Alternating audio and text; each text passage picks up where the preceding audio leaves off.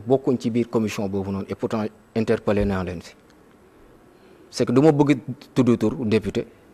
mais biñ nekkee ci commission compta ak contrôle assemblée nationale bi laa wax député bu fa bokk am na beneen député yoo xam ne il est de l'opposition fa la bokk ci commission compta bi ma lay wax nii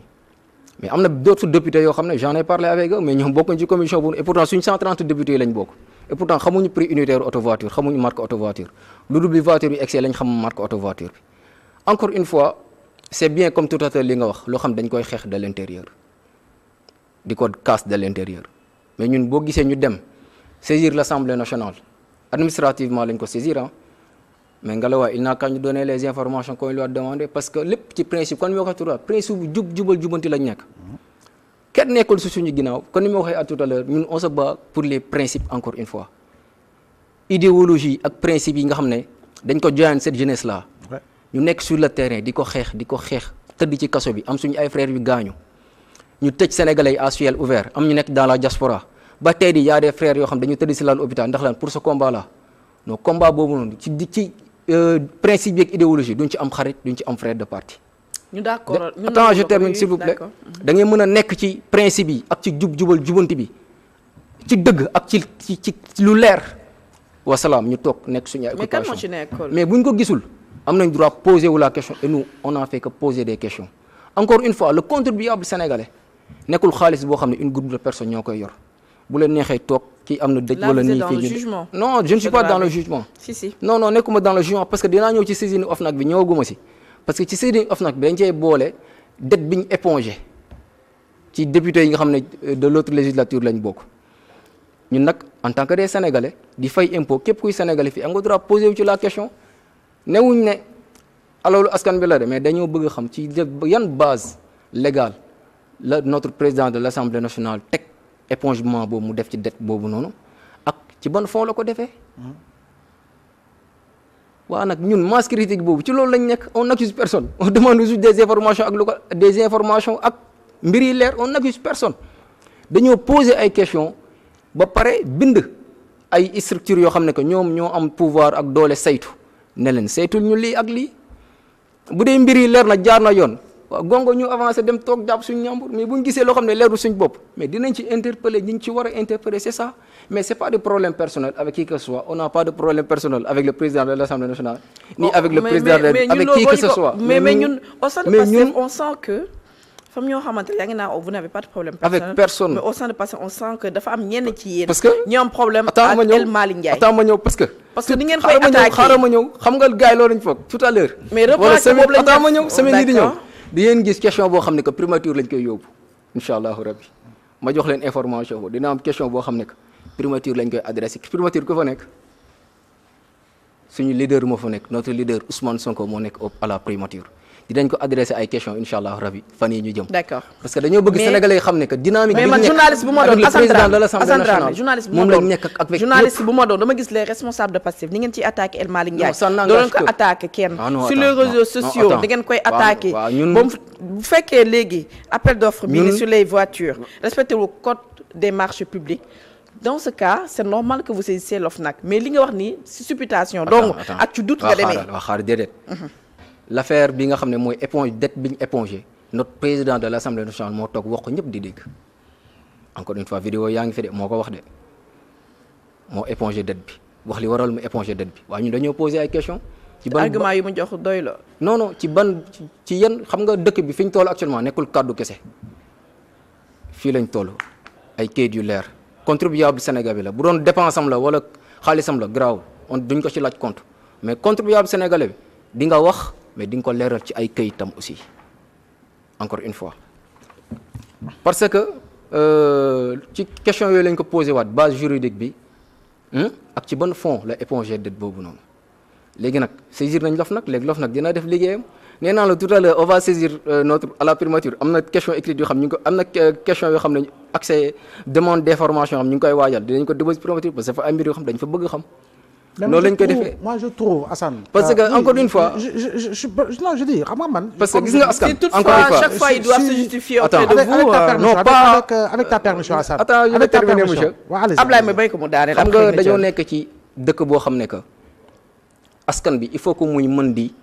gis rawatina nag bu ñu voté loi boo xam ne que dañoo permettre citoyen boo xam ne que loi bi nag am na yoo xam ne da koo tënk bokk ci ñu permettre képp kuy citoyen nga gis loo xam ne que lënt na sa xel wala leerut nga bind dem demander te boo demander dañ la war a jox information yi bu dee ci mbir bi nga laaj loi bi exclure ko. su fekkee l'information destinée au public. voilà. c'est pas toutes les informations qu'on donne. parce que dama gëm ni que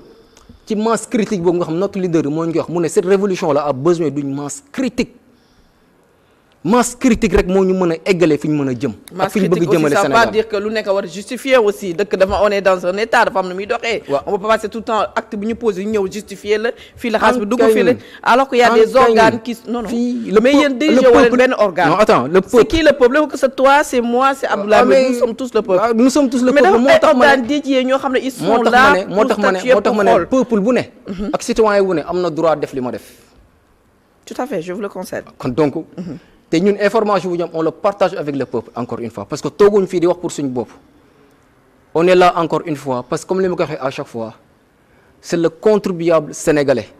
kum ci nekk sa dépense su kër ni nga koy dépensé suñu nekk si duñu la si la justification mais contribuable bii nga xam suñu ay impôt ak suñu ay taxe moo ko cotisé mais di nga rendre compte. d'accord Ablaye Mbow. Non, en fait, je dis toujours, oui, droit, l'accès à l'information, oui, Assemblée nationale, bi moo ko voté. Loi sur les lanceurs d'alerte, tout ça, Assemblée nationale, bi moo ko voté. Et je pense qu'aujourd'hui, boo amee député, nga bokk ak moom parti, ngeen di 130 députés, nga nekk biir parti au pouvoir, ñoom ñu nekk biir parti au pouvoir. La question la plus simple, tey jii nii oui citoyen bi am na si mais li gën a gaaw te gën a officiel mais tu peux même passer par un député à travers une question d'actualité à travers une question écrite député bi engagé wu yow li nga soxloo xam comme le député Guy Marius Sagna nu muy engagé tey sur énormément de problématiques parce que ñoom jàpp naa ni sax li muy déposé en termes de questions écrites de questions orales les députés de l'opposition jàpp naa ni ils ne battront pas le record tey ma yow mun nga jaar sax si député mais koo xam ne da nga ko ne mais ñun citoyen bi dañoo ñëw seet si la parce que dañoo bëgg nga laaj gouvernement question écrite question orale si lii question d'actualité si lii je pense que c'est la voie la plus officielle la voie la plus officielle mais tey bu fekkee ni yow initiative personnelle la oui avec qui je sais pas avec. c'est pas personnel. waaw ok dama ne avec qui je sais pas parce que man doguma la fii laa yëgee ni sax vous avez saisi l'OFNAC c'est comme j'ai dit c'est votre droit le plus absolu ah kenn du leen ci mere. mais je dis encore une fois dafa am ay yoon yoo xam ne pour man en fait mooy canaux yu gën a officiel. canaux yooyu effectivement mooy tey jii nii député bi saisir naa ko tey. fi nga dëkk am na député département de Kër Massar la wala. département de Mbao la xaw mais vous avez parlé tout à l'heure d'un honorable député que je respecte monsieur Guy Marius Sagna pourtant il a écrit dans son page Facebook ki xamul marque auto. non xam nga pour le moment oui xam nga tey jii nii. mais bañ a xam marque auto bañ a xam prix unitaire ça veut pas dire que le marché est opaque aussi. aujourd'hui mën nga ñàkk a xam mën nga ñàkk a xamagum marque auto bi mën nga ñàkk a xamagum njëgu auto bi mais plus tard. oto yi bu génnee ba ñëpp jot ca effectivement information bi et maanaam li nga soxla comme en terme d'information marque oto bi déjà di nga ko xam boo ko jotee après njëg bi ak ban concessionnaire la ba forcément après di nga ko mën a xam parce que tey jii nii am na biir Assemblée nationale député bi fi mu mën a jaar pour avoir l'information officielle et li nga xam ne moom la soxla en termes véritablement d'acquisition des véhicules. mais dafa am quelque chose boo xamante mosu fa am sax mooy mu am benn organe interne boo xamante ne respecte tout ce qui est code des marchés publics donc je vois que. su bu dul woon bëgg transparence wala daal wala nga dem je sais pas à votre niveau. léegi nag moo tax ma ne la est-ce que moo tax au départ ma ne la. je ne pense pas que ñu contourner la cellule de passation des marchés de l'Assemblée nationale pour aller dans le sens jëndum oto yi maintenant comme on le dit man mii sama wàll bopp j'attends l'information. pour xam oto yi ñaar la jaar maa ngi koy xaar man sama wàll bopp en tant que journaliste en tant que citoyen sénégalais maa ngi xaar di xam marque oto yi sax xam góoma ko ba tey parce que député yi benn kenn rombaguma quoi ma gis oto voilà donc quoi qu'il en soit je pense que oto boo koy jënd di nga jënd marque boo xam ne amaana mandat bi bu jeexee député bi désormais da koy bàyyi Assemblée nationale bu dee dañu koy defaraat laalaat ko defaraat pièces yi keneen ku ñëw jël oto boobu continuer ko ba keroog ñuy mën a amortir oto bi donc je pense que foofu la ñu war a mën a yegg mais tey am nga canevas yu leer mooy sama député ñoo bokk parti ñun si mouvement des jeunes la ñu bokk, mouvement des daamu daara xaw mouvement des cadres et cetera mais dem naa si député bi jox naa ko lii ne ko laajal ñun gouvernement laajal ñu ko rek kii bi wala président assemblée nationale laajal ñu ko lii à travers une question boo xam ne dina ko adressé. wala pourtant il y a des réformes yoo xam ne le président El Malick def na ko assemblée mais on vous entend jamais le dire. non il y a beaucoup de réformes yoo xam ne am na assemblée yoo xam ne mais tout le temps. léegi dafa am lu côté boobu. wax nga question bu am solo.